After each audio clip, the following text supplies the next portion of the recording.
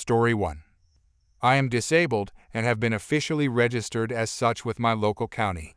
I also have a blue badge, which has been a lifeline for me. Due to the way my neurological condition affects me, there are days when I experience paralysis in my right arm, and my left leg will randomly give out, causing me to fall or stumble. These symptoms become worse when I'm tired or under stress. I also suffer from seizures, speech difficulties, and other related issues. Having a blue badge allows me to park closer to my home or places I frequently visit, like my university. The less energy I spend walking long distances, the longer I can function throughout the day and reach places safely. It means a great deal to me, and it hasn't been easy to accept that I need this level of support. I've learned that being stubborn only worsens my symptoms and ends up affecting both myself and my family. It was 8:30 at night, and my daughter asked me to pick her and her boyfriend up from the train station. She is autistic and was feeling stressed because of some issues with the bus service and needing to take a train home instead. When she called me, she was worried about how she would pay for the journey, and the cancellation of her bus meant she couldn't get closer to home and would have had to walk a longer distance. I was happy to pick her up. However, I'm usually in bed by 6 in the evening, and by that time, my arm had gone limp, and I was slurring my words, clear signs that I was tired and needed rest. I planned to park as close as possible to the ticket machine and station entrance. That way, if anything went wrong, I wouldn't have far to walk, and my daughter could easily spot me, which would help her feel more at ease. As I entered the car park, I noticed a blue BMW Estate parked lengthways across the disabled parking bays near the ticket machine. The car was occupying 4 disabled spaces. I turned on my indicator and waited, signaling my intention to park in the bay closest to the ticket machine. The BMW only needed to move forward by about a foot for me to have enough room to park in the space. The driver had clearly seen me, but wasn't moving, so I gave a short beep, waved, smiled, and mouthed the words, "Please move." She eventually moved, and I was able to enter the parking space. After I had parked, I displayed my blue badge and the accompanying time clock. I then noticed a woman approaching the driver's side window. She turned out to be the driver of the BMW. I rolled the window down, intending to thank her with a friendly smile. But before I could say a word, she launched into a tirade, starting with, "How dare you?" She was clearly upset and accused me of being rude. She asked why I needed that particular space and claimed I could have used other ones. She seemed genuinely annoyed that I had interrupted her, and I was stunned by her attitude. I responded by saying, "You were parked across 4 disabled spaces, and I asked you to move so I could use one. How is that an inconvenience?" She went on to say that she was busy trying to do something and that I had no right to disturb her. That was when it hit me this woman was speaking to me as though I were beneath her. She had the audacity to act as if she was the one who had been wronged. Her behavior made it obvious she felt entitled. So, I decided to brush her off. Given her attitude, I felt it was entirely appropriate. I simply said, "Shoo," and waved my hand at her before starting to roll my window back up. She gasped and exclaimed, "I beg your pardon?"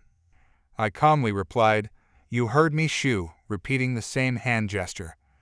She then walked around the car, took note of my badge and number plate, and left. My heart was pounding in my chest. I get extremely anxious during confrontations, but it was clear that nothing I said would change this entitled woman's behavior. So, waving her away seemed like the right response in that moment. When I later told my boyfriend what had happened, he laughed and said he was very proud of me. Edit. I thought it might be helpful to add this due to some of the comments. Also, it's easier to share here than copying and pasting multiple times. I hope this provides some clarity. I have a condition known as functional neurological disorder. This condition sometimes causes delays in neurological responses, especially in conversations. It also affects my speech, my left leg, and my right arm. My vehicle is specially adapted to accommodate my condition. It has an adaptive steering wheel, an adjustable seat, and modified pedals that allow me to drive safely, even when symptoms flare up. These adaptations have made a significant difference in enabling me to maintain my independence. In addition to that, I experience what are called functional seizures. These are different from epileptic seizures. I have been thoroughly evaluated by both a neurologist and the driver and vehicle licensing agency, and I have been declared fit to drive. I can assure everyone that if I were ever in a state where it was unsafe for me to drive, I would never put myself or anyone else at risk. For added reassurance, the last time I had a seizure was last year, and I have never had a seizure while outside my home. Now, to return to the incident with the woman in the car park, her vehicle's rear end was only slightly overlapping the space I needed access to. She only had to move forward just a bit, and I would have been able to use the space with no problem. After she moved, she still had plenty of space to occupy the remaining disabled bays if necessary. At the time, I estimated that she was blocking 4 spaces, but once she shifted forward and I was able to take the one I needed, it might have only been 3 that she was still covering. Either way, it was inconsiderate and unnecessary. Her behavior and attitude made the entire encounter unnecessarily stressful. Being confronted in such a way, especially when I was just trying to help my daughter and manage my health, was disheartening. But I stood up for myself, and I'm glad I did. Sometimes, people need to be reminded that disabled parking spaces exist for a reason, and that no one is entitled to take over several of them for convenience. Story 2. I was at a general store I like to go to that is owned and staffed by Mennonites. They are the nicest people you can imagine, and the cashiers are usually young women in their late teens, early 20s. They are modest, soft-spoken ladies and unfailingly polite and helpful. I have never, before today, seen anyone be rude to them, in this store or any other run by them. Large population of them in this area. This store is pretty busy most of the time, but the cashiers are good about getting people checked out quickly and have an organized system. We were getting ready to check out when she appeared. A wild Karen, something rarely seen in this area, had zoomed forward with her 2 loaded carts. She first drew our notice when she uttered the mating cry of her type. "Husband, where are you?" at the top of her lungs as she shoved her way in front of the people who were next in line. The soft-spoken husband and adorable, well-behaved daughter are nearby. He is helping the little one decide on candy from the immense selection of candies on the bulk candy wall. "Are you checking out already? We aren't done." "I don't care if you aren't done. You better hurry up," she bellowed as she slammed things on the counter in front of a cashier who can't be more than 17. The poor victim, cashier, tried to keep track of what she had scanned as the woman slammed more and more on the counter in the middle of the already scanned items. We had moved to another register, but could clearly hear her berating the poor cashier as she tried to ring up 2 carts worth of goods and bag box things for the woman. The cashier was really quite fast considering the system is not automated other than a hand scanner. She had checked her out in less time than it took us to check out with fewer things. As she finished up at the register and slammed the last of her things into her carts, we and likely the entire large store heard her say, "It took long enough. I guess cute child isn't getting anything." Meanwhile, husband and cute child have decided on a candy, and he is helping her bag and label her treat. They are clearly not ready to check out, and the woman has already paid. I saw him speak to her, but couldn't hear what was said as the man had enough manners not to bellow like a cow that has lost her calf. Woman bellowed, "I guess I'll have to do it myself," as she headed for the door. I looked up in time to see husband step up to the counter with cute child to pay for her candy. I can read lips well enough to know he was apologizing to the sweet cashier. Woman came stomping toward the door where I was sitting on a bench next to the register waiting for my mom and son to check out. I'm disabled and was exhausted. She threw up her arms and bellowed, "Oh my God, now it's raining." She turned to look at me and I heard her mutter, "I guess a cripple isn't going to open the door for me," and shoved her way out. Really glad mom and son didn't hear that. It wouldn't have been pretty. Husband, meanwhile, is calmly helping cute child into her raincoat in no particular hurry as cute child shows me her bag of candy with a big no front teeth smile. He was definitely in no hurry, and we had our things loaded and were pulling out of our parking spot before they emerged from the store. As we left down the street, we saw the woman slamming things into her trunk on the other side of the street, soaked from the pouring rain and madder than a wet hen. It was a truly beautiful sight. Story 3. Update. Today, my stepdaughter called me during my lunch break to ask if she could have a friend over, which I said I was fine with. My stepdaughter is very mature for her age, she's 17. While my husband and I are at work, my stepdaughter and her siblings stay home and are occasionally checked on by my parents. When my dad arrived, a few other cars pulled up behind him. He asked, "Can I help you?" It turned out to be 4 cars full of teenagers. One of them replied, "Yeah, old man, we're here to use the pool." Insert my stepdaughter's name said she was having a pool party. My dad told them to stay put and went to find my stepdaughter. When he found her, she told him she hadn't said anything about a pool party. It was just supposed to be one friend coming over, and that was it. My dad called me and explained the situation. I told him to ask the rest of the teens to leave, except for one named Josie. In a text I just received from my dad, he said he went back outside and told the teens they needed to leave. Since he knows Josie, he told her she could stay. The rest of the teens called my dad a party pooper and made rude gestures as they left. My dad then talked to Josie and asked why she had so many people with her. Josie said she had driven by herself. Within a few minutes, another girl pulled up and asked, "Where's everyone else?" My dad asked her. "Did you tell everyone there was a pool party?" The girl responded, Yeah, everyone knows insert stepdaughter's name has a pool." My dad told her the pool wasn't even remotely ready and recognized her as the granddaughter of 2 of his friends, the ones he and my mom go out to breakfast with every Saturday. He told the girl she needed to leave, and she responded with a very disrespectful remark. My stepdaughter stormed out and firmly told the girl to leave, making it clear that she was not entitled to invite herself and others to someone else's home for a party that was never planned. Eventually, the girl left. Josie explained that the girl had come with her, and once Josie got permission to visit, the girl assumed she could throw a pool party without asking my stepdaughter. I'm proud of my stepdaughter for helping my dad handle the situation. As for the other girl, I'm fairly certain my dad will be having a word with her grandparents tomorrow morning about how rude their granddaughter was to him. The big update.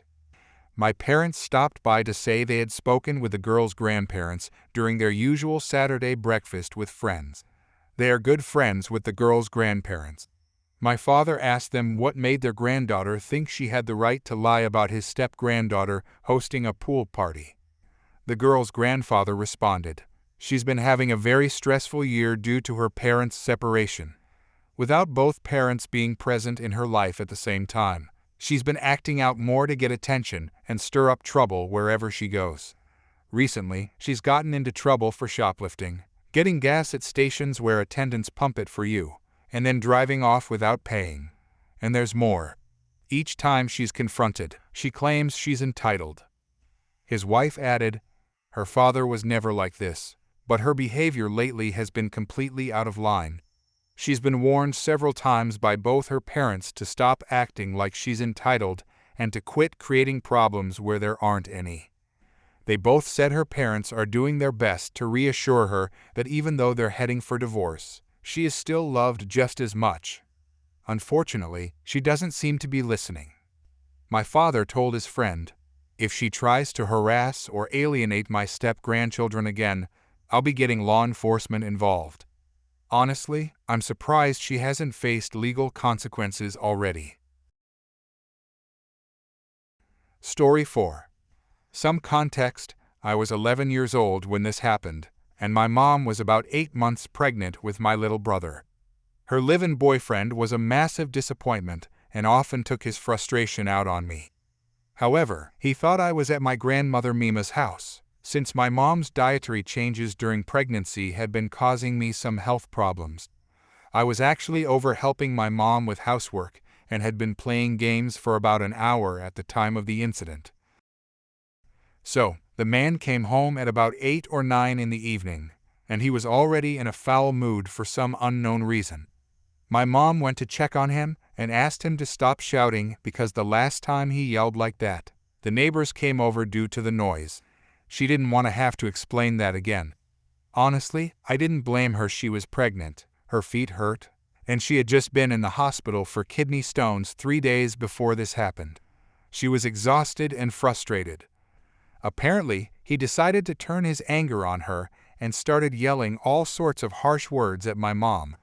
That's when I grabbed the baseball bat I kept under my bed and began sneaking closer to hear what was going on. Just as I got close enough, I saw his hand fly up.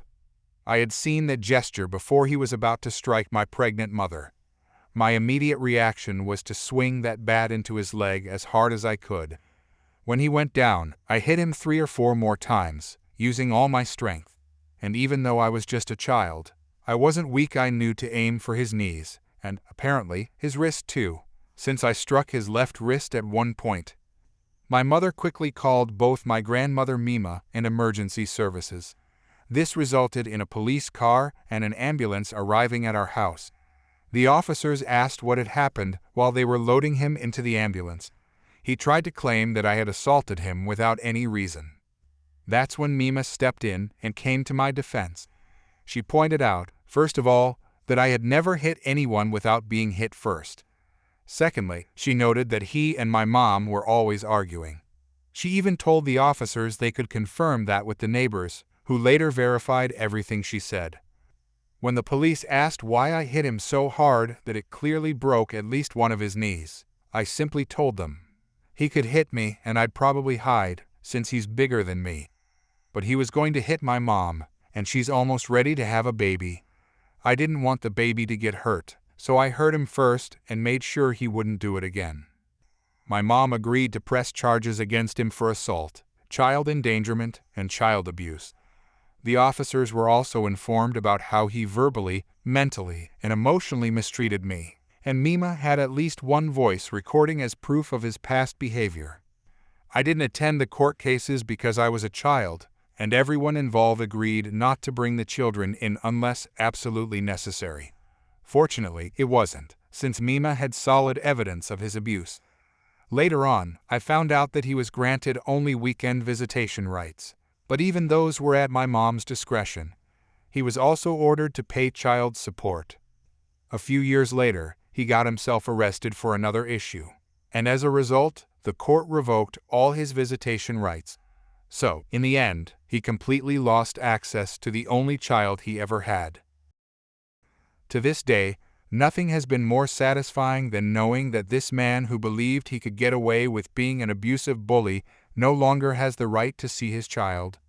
He underestimated the strength of my family, and we made sure he couldn't hurt any of us again. Don't try to harm my mom. Don't mess with my little brother. My family will protect each other, no matter what. Story 5. Where this story takes place is actually the only motel room access from the exterior of the building my parents have managed thus far.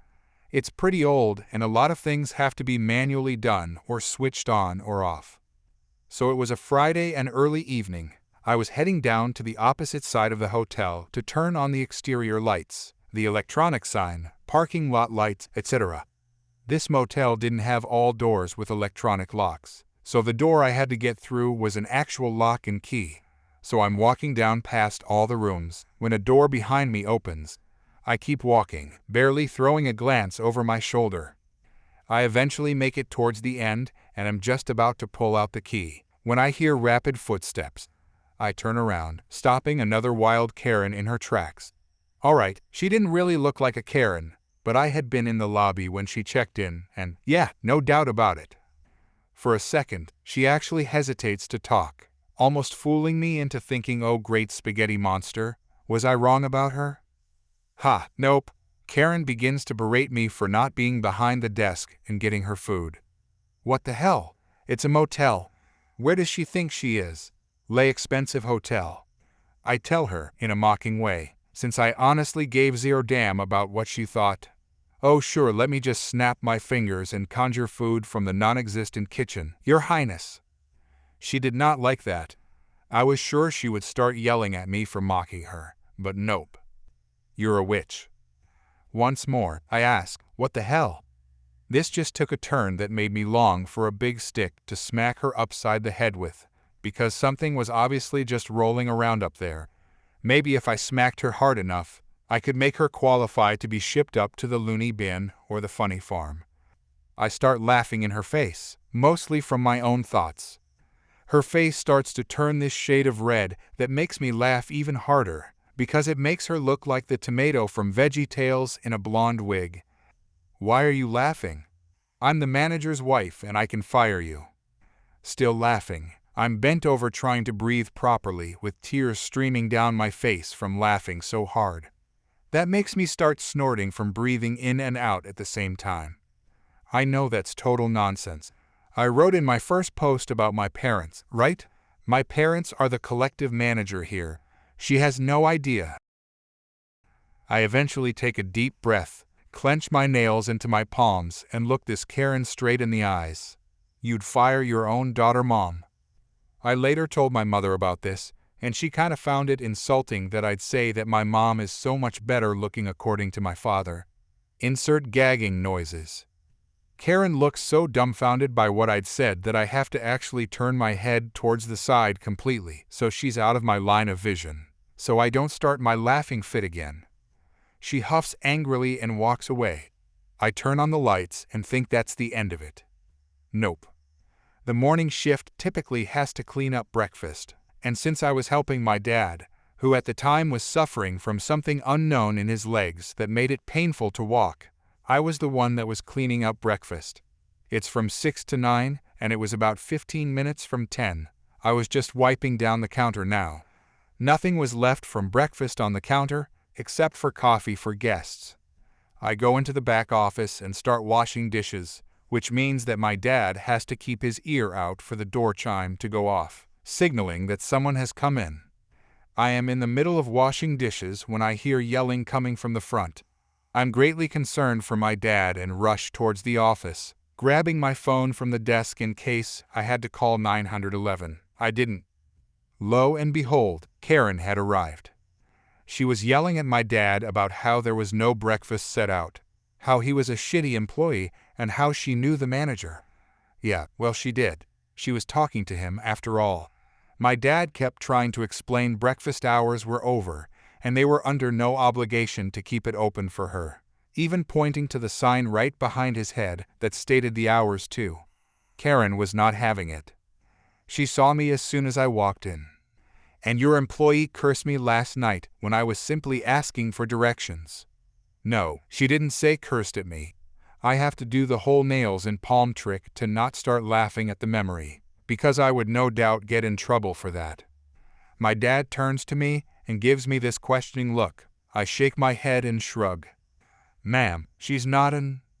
I want her fired right now. Well, as we say in the industry, the customer is unfortunately always right. My dad turns to me, his face away from Karen, and gives me a grin before saying, You heard the lady, you're fired. I give him a returning grin. Okay, Dad, I'll go finish the dishes. Karen starts sputtering nonsense, but my dad turns to her and says, Is there anything else I can help you with? Karen demands to see the manager. Now in the back office, a few steps away from the open door that separates the office from front desk, I watch my dad stroll into the office, in quite a bit of pain, which made me mad. Close the door, wait a minute, before he walks back out and says, I'm the manager here, and I'm asking you to leave the property. Karen screams, Well then I'm not paying. Okay, guess what? You already paid at check-in, with cash that requires a $50 deposit, so therefore you're not getting it back. My dad shrugs and I walk out from behind the desk a moment later to refill the coffee pot, where Karen has moved to get some. That's right, she didn't leave. Karen starts yelling at me now. It's endless screaming and yelling, I swear. What the hell are you doing? You're fired. I smirk and tell her two things. 1. I'm the manager's daughter and not actually an employee. 2. The coffee here is for paying guests, and since you clearly stated you're not paying, you can't have any.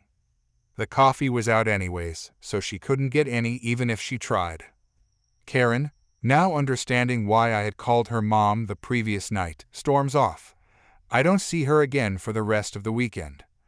Which, too? Wild Karen. Story 6. Oh boy, I don't even know where to begin with this. Buckle up, folks. This is going to be a long one. So, 2020 has been by far one of the toughest years I have had mentally, and I'm not talking about the pandemic, although that didn't help. I'm a female 25, living in the UK. My mother married a 66-year-old man in 2018 after being with him for 8 months. They moved fast. My stepfather always came across as a calm, patient, friendly, and trustworthy man. But that was only when me and my brother were around him. When we weren't, it was a different story. He was always nasty and uncompromising towards my mother. He mentally manipulated her and abused her vocally by making unfunny and offensive jokes in front of us to her. In the end, we eventually told him to stop because, unlike him, nobody was laughing. This quickly escalated to bad temper from him. My mom and him ended up having a lot of arguments because of his behavior. This brings us to New Year's Day of 2020. New Year's Day of 2020, my mother had been badly beaten by my stepfather. She was left with a bloody nose, a split lip, and a horrible nasty bruise going from Mom's shoulder to her wrist, from where she had been thrown across the floor. I couldn't believe what had happened, so I took pictures of her injuries, of which I will not post on here without her permission and out of respect for her. But I refused to tolerate much of his nonsense when it came to hurting my mother, so I confronted him. He sat quietly while I shouted my head off to him about what an absolute idiot he was for hurting my mother, his wife, who he should be adoring and caring towards, not viscous and repulsive to. He agreed to every word I said, even admitted what he did was wrong, but then very quickly started justifying it by saying Mum was going through his phone, etc. He hides his phone from Mum constantly, keeps it on silent, places it face down instead of normally, and has it locked, so of course, Mum was suspicious. I didn't blame her for eventually going through his phone. It was clear red flags that maybe he was hiding something. Fast forward on. After the confrontation, we agreed it would never happen again and nothing would happen. But my trust for him had relinquished very much, that I had no trust in him at all. From New Year's to May, it happened again and again and again. I was full of worry and fear of how bad his violence was going to get towards my mother. She's not at all able to take a beating. She's severely underweight and frail skin, and being 61, she's becoming more delicate than a normal young adult. Every time my mother had come to me crying about what he had done to her, mentally, physically, and emotionally, it tore me apart. My mental state was horrific, because Mum would not allow me to do anything, so I cried on my boyfriend's shoulder about it. He was brilliant with me. Every time I had a breakdown over Mum, he was always there. He never asked questions. He always just held me and allowed me to cry. We would always sit and talk about it. So much he decided to be there for Mum too when things got abusive. He offered Mum a way out, but Mum was too afraid and claimed she loved him too much to do anything. So we stepped back. May came around. At this point, Mum had spent a lot of time alone with my stepfather because of the pandemic. They were stuck in the house together. This meant they couldn't stand the sight of each other, and things got out of control yet again. This time my boyfriend had had enough of what was happening and couldn't bear to see me in so much emotional pain from not being allowed to do anything to help Mum. So he called the police and filed a report against my stepfather. The police came round and took a brief statement from my boyfriend, but needed me to confirm everything that's happened and confirm the pictures were of her and her injuries. I complied, of course. She's my mother, and I would do anything for her. This then led to T's arrest. Second arrest, as I had called the police before, and he was let off with a warning, and I paid the price for that one. He was charged for assault and was let out on bail under the rule that he was not allowed near Mum, me, or my boyfriend. This did not happen. When my stepfather was arrested, my mother went absolutely insane at me. She couldn't believe I had done such a thing, and was demanding I revoke my statement. I disagreed and fought with Mum, trying to get her to wake up and see why I did it. She was very much and still is in denial. When my stepfather reported back to Mum that it was my boyfriend that made it to report, both me and my boyfriend became enemy no. One from her, stepfather, and my brother. Many names were thrown at me. My boyfriend was disregarded from the family, and I was at risk of being disowned. My mom and my stepfather met up in secret every day and had secondary phones to stay in contact while he was on bail. My reaction to the ludicrous accusation I was taking for both myself and my boyfriend, I decided to tolerate it until one day Mum decided to use our family pet as ammunition. For backstory, I love my 9-year-old dog. He's my all and everything. He's a Lhasa Apso cross poodle, and he was left in the care of Mum and stepfather when I left home and moved into my own flat. Stepfather was not fond of him because he wasn't a working dog, and would occasionally give him a kick up the backside and be cruel to him, to the point where he would just hide away 24/7 in a depressed state. This upset me greatly as I could see how my dog went from being a beautifully bouncy, yappy little ball of a fluff to a very quiet and withholding dog. My plan was to take him under my wing, as I didn't at all appreciate what Mum and stepfather's atmosphere and behavior was doing to him. So, when Mum started using my dog as ammo, this turned everything around for me. She basically said I couldn't have or even see my dog ever again, unless I dropped the statement against my stepfather. So I complied. I dropped the statement and took the dog under my wing. He now lives with me and is so much happier. He's not hiding anymore and has gone back to being himself, but still doesn't like tall people, especially men, but loves my boyfriend. When the statement was dropped, the bail was lifted, and back home stepfather came to Mum. At this point, it was agreed I would never have anything more to do with their situation ever again. I tried to save my mother. I got made out to be the enemy, and stepfather was made out as the victim in all of it. Stepfather came home in July. I had to be the one to apologize to him and beg for forgiveness. This broke every part of me to do, but I did it for Mum. But my boyfriend was still banned from the family and never allowed near them ever. It's now December, and the abuse has returned since then. The last time when I saw Mum in September, she had a black lip and confessed to me about everything, how she lied to me with her denial, how she defended him knowing she was wrong, etc. And so the whole cycle begins again. And guess what, folks? I'm still not allowed to save her. My boyfriend is still enemy no. One that my family despises. This Christmas my family want me to spend Christmas with Mum and stepfather, but I'm hesitant to because I just know there will be a fight between them on Christmas Day. They fight every occasion, Christmas, New Year, everyone's birthday. They cannot go without having a horrible argument every time. And because I know this year will be no different, and knowing what kind of man my stepfather is, it had nothing to do with him. My boyfriend's family officially invited me around theirs for Christmas Day, which I loved the idea of, and I was going to split it between my family and theirs. So I would go and see my family in the morning, and see my boyfriends in the evening. But now my family are saying I should be spending Christmas with them and not my boyfriends.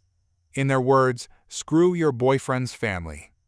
Now I'm so angry at my family for treating my boyfriend, who I consider a family, who tried his best to stand by my mum when he didn't have to, like dirt.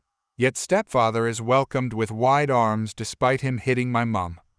I feel like I'm between a rock and a hard place when it comes to choosing my family and my boyfriend's family. I'm so angry at my family for saying I have no choice but to spend Christmas with my stepfather when I made myself clear I don't want to. All I keep getting back is, stepfather is Mum's family. What about my boyfriend? He's my family too.